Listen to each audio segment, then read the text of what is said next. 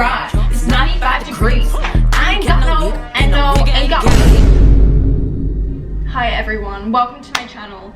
Whenever we start the intro with the 7 p.m. fried, it's 95 degrees. You know you're on my main channel.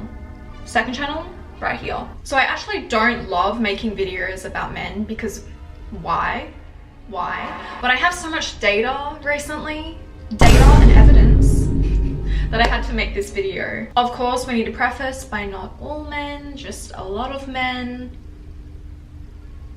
So these are 22 harsh truths about men that I wish more women knew. They are based on my observations, data, POVs from guy friends, guys I know, guys I've been out with, all here in this video. And I'm going to be giving some anecdotes too, some story times, and I know they're going to watch this video, so if they are, hello. Kidding. Okay, number one, there are a lot of videos on like how to be a dream woman. I hate that, like how to be a dream woman for a man. Babe, first of all, you need to be a dream woman for yourself, and that especially involves having self-respect. A girl who's easy and has no self-respect, that's not a dream woman, because men like a challenge as well, and they respect people, especially women who respect themselves, and it makes them work like a little bit harder.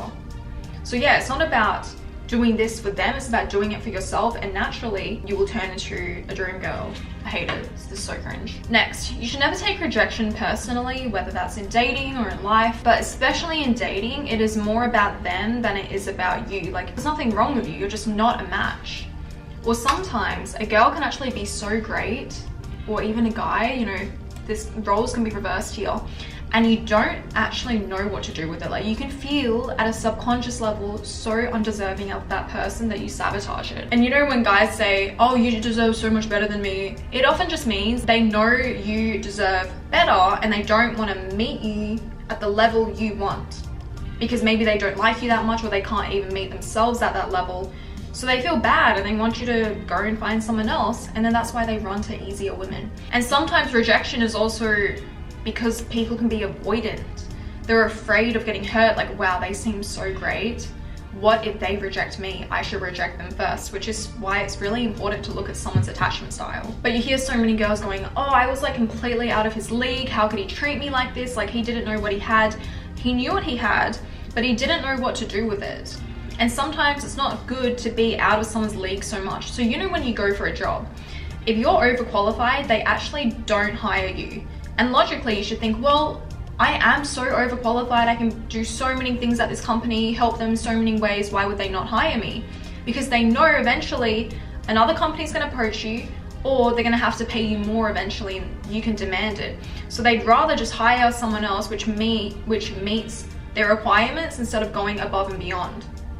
You can be too good sometimes. But if you are toxic and you feel like you're deeply undeserving and someone amazing comes along, you might sabotage it, because you're not ready. You feel undeserving of it. You would rather see someone a little bit more flawed because it will make you feel better. Remember, this all happens at a subconscious level.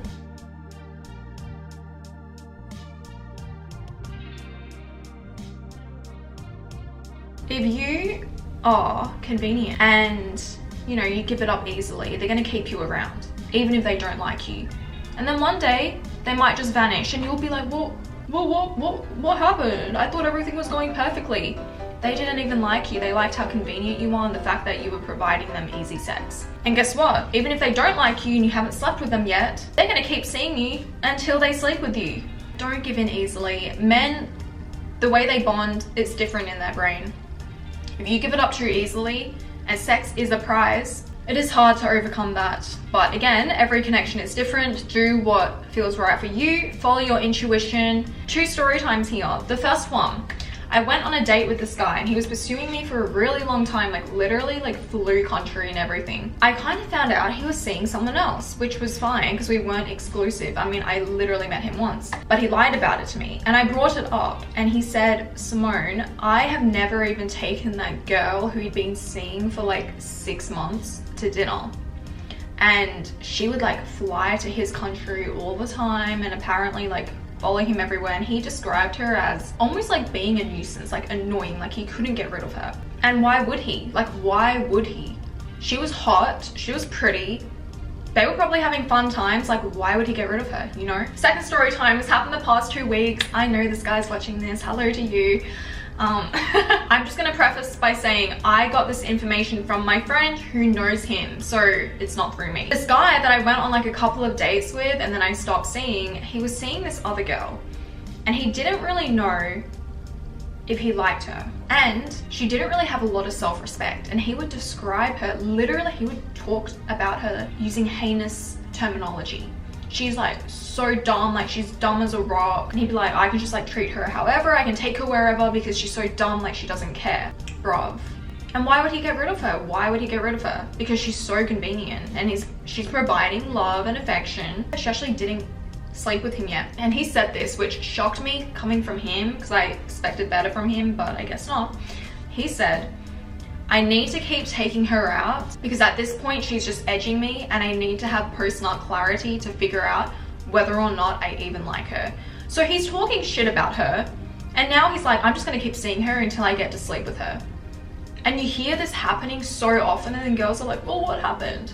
Well, you have no self-respect. He didn't like you to begin with. And babe, like, you gotta be the one to walk away. I feel like girls, they can miss the warning signs so early on. Granted, there are some guys which are absolute players and they're really good at, you know, pretending, but the signs are always there. There are little signs that you can see. Like, if he's not planning dates, he's not treating you with respect meaning he's not booty calling you at like 11 p.m. Yo, what are you doing? He plans a date, he sends you a car, like he inquires about your day, he cares about who you are as an individual. That is someone who cares and respects you. But more importantly, yes, everyone deserves respect, but especially with men, you need to train them how you want.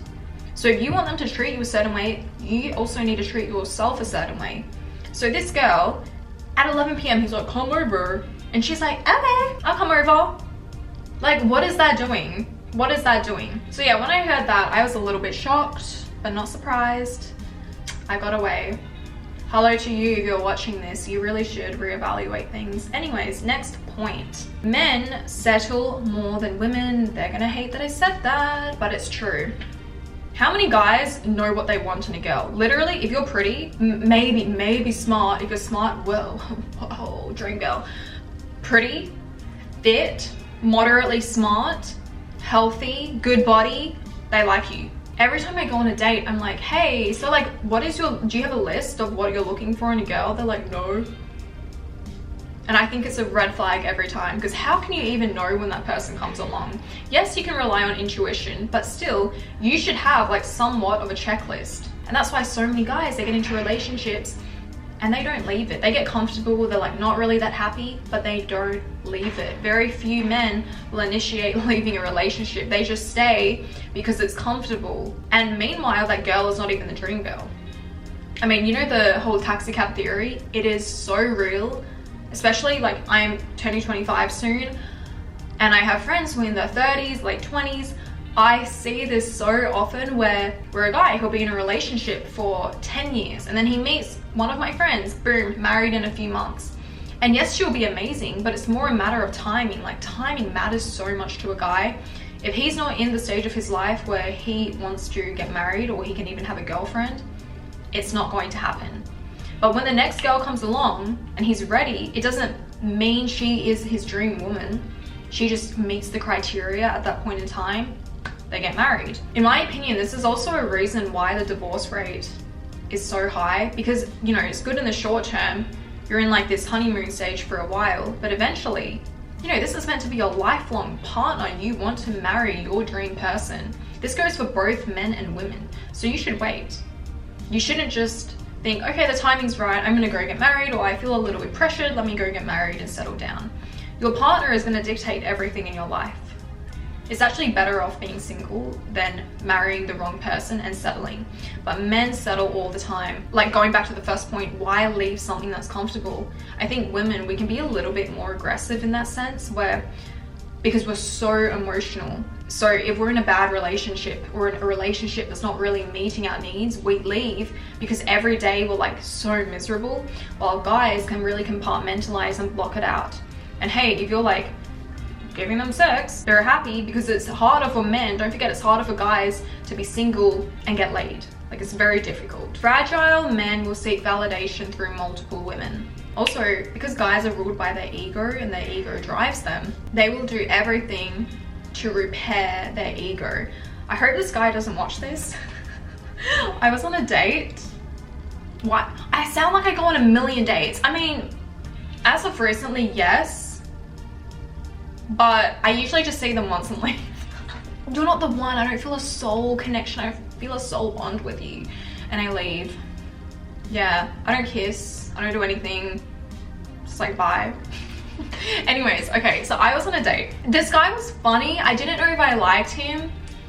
But at the end of the night, he literally like just went to touch my arm in conversation. And my immediate response was, I went, don't touch me. I was like, don't touch me. It actually kind of shocked me how fast that reaction was. And I don't know why I reacted that way. Like, maybe at a core level, I didn't really, I was like, I don't know. He was so hurt by this naturally. He's like, that's really weird. I've never had anyone do that. And I'm like, okay, well, that's my boundary. And he's like, red flag, right? Anyways, I actually sent him a reel on Instagram after, and it was like, when you're on a first date and you know you're never gonna see them again, and I sent that to him and said us, and he's seen it, so I'm like, okay, this guy like literally hates me. So I'm like, that's that. He messaged me again like 2 times. The first time he said, I have someone to set you up with. Weird, okay, send them. He sends me this guy who looks like he's 19, like not my type in the slightest, like it was actually insulting. And I knew why he did that. He was trying to build up his ego and humble me. And then the second time he came back, he ghosted me after I replied. And I knew exactly what he was doing. He's trying to repair the ego, the don't touch me. He's like so hurt by it. He needs, you know, one up her right now. Hey, it didn't work, because I like him as a friend. If you're watching this, I think we are gonna be best friends and nothing more. Okay, men are drawn to women who have self-respect and set boundaries, as we established early on. However, if they are narcissistic and they are very, very fragile, big egos, it might actually be the opposite. Like initially they might see you as a challenge and they like that because it's fun, it's a game. But over time, when you get into that relationship, they're gonna try and break you down and control you. Men need to feel needed and valued in your life. So yes, you can be a girl boss and like do your own thing, but it is important, I think, to sometimes lean on your partner a little bit to make them feel important. Everyone wants to feel like they're important and valued. However, it is not your job to make your man feel like a man. It's not your job to build him up. If he doesn't feel like a man already, nothing that you do is going to make him feel masculine. Men can be gold diggers too. Men can be gold diggers too. I'm not paying. Like, you're not gonna get a drop of my coin. I've heard guys word for word say, I like this girl just because she's rich. Please, ladies, if you have money, you must establish early on that he's gonna be doing everything and he ain't getting a drop of your money. That's just how it is. That's just how it is. Okay, next. If he doesn't reply and he's replying very late to you, he also doesn't care. Oh, sorry, I've been busy, bro. He don't care. When a man likes you, he so fast. I mean, think about your reply game. When you don't like someone, you might take a long time to reply and you send the, I'm so sorry, I've been really busy. I do that all the time. I've been so busy, I'm sorry. When I like someone, yo, I've got my phone. Did they message me? No. Did they message me? I'll go to the gym to literally distract myself. And if someone's giving you mixed signals and you don't know where you stand, they don't like you, period. And you deserve someone who likes you. Going back to the ego boost thing, because I know I'll get a question on this. Should you take someone back who keeps coming back? Why are they coming back? You know, if they're repeatedly coming back, it's a game. Looking for an ego boost. Are you still available? Don't take them back, leave. If someone comes back once, in my opinion, and it's been a significant period of time and they send you a nice message about wanting to reconcile or meet up and, you know, discuss things, I think that's very, very different. If you're in a no contact period and they keep coming back, what is that? Leave. They need to take accountability, and so do you. It takes two people to make a relationship work. It is never just one person that is causing relationship issues. And sometimes we need to rise above our ego in order to see that. This is the final one. If he is bad early on and he's doing things you don't like, imagine what he's going to be like when you're actually together. Because at the beginning, that is when you're putting your best foot forward. So if it's not good early on and he's causing some issues, it's going to get even worse later on. Guilty until proven innocent. What is meant for you will always be for you. You can't miss it. That is something I'm going to leave you with. Remember, not all men, but a lot of men. Ich liebe dich, guys. I love you. See you next time.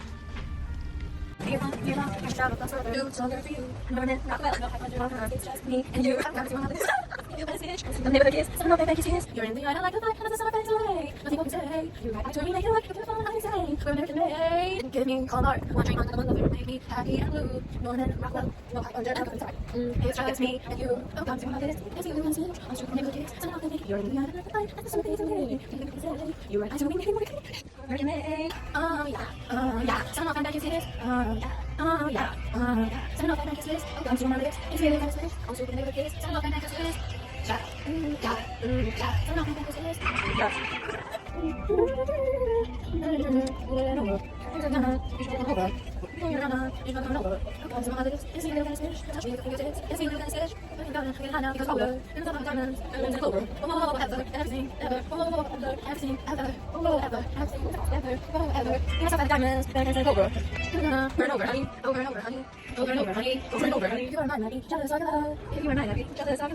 You are my